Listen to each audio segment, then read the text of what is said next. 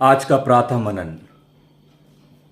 हमारा मन कहां पर लगा हुआ है, संसार में या परमेश्वर के वचन में, मनुष्यों में या परमेश्वर के वचन में। हमारे शब्द हमारे ध्यान को बतला देते हैं कि हमारा ध्यान कहां लगा हुआ है।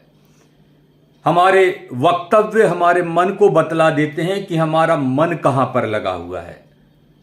कई बार हम झूठी प्रशंसा और दूसरों को खुश करने के लिए ऐसी बातें बोल देते हैं जो कि संसार को तो प्रिय लगती हैं परंतु परमेश्वर को अप्रिय लगती हैं।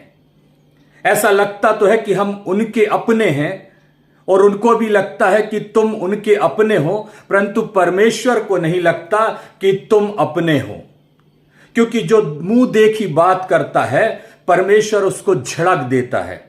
जो मुंह देखा वर्ताव करता है परमेश्वर उसको झड़क देता है।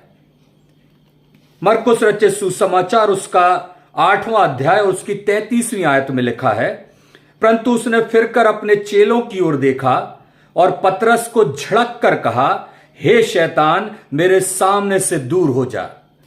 प्रभु यीशु मसीह ने पतरस को झड़क दिया और उससे कहा, हे शैतान मेरे सामने से दूर हो जा, क्योंकि तू परमेश्वर की बातों पर नहीं परंतु मनुष्यों की बातों पर मन लगाता है।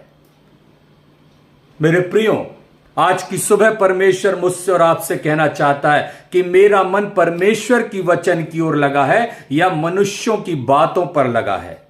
यदि मनुष्यों की सी बोलियां मैं बोलूंगा तो मैं ठनठनाता हुआ पीतल और झंझनाती हुई झांझ ठहरूंगा, जिसको परमेश्वर प्रभु यीशु मसीह झड़क देगा और कहेगा, हे शैतान मेरे सामने से दूर हो जा। इसलिए यीशु मसीह ने कहा, मैं तुम्हें नहीं जानूंगा कि तुमने आश्चर्य कर्म किए, तुमने वचन प्रचार किया, तुमने अच्छे अच्छे काम किए, क्योंकि तुमने मनुष्यों की बातों पर मन लगाया, परमेश्वर की बातों पर नहीं। और इसलिए परमेश्वर की बातों पर जो मन लगाएगा प्रभु यीशु मसीह उसको ग्रहण करेगा।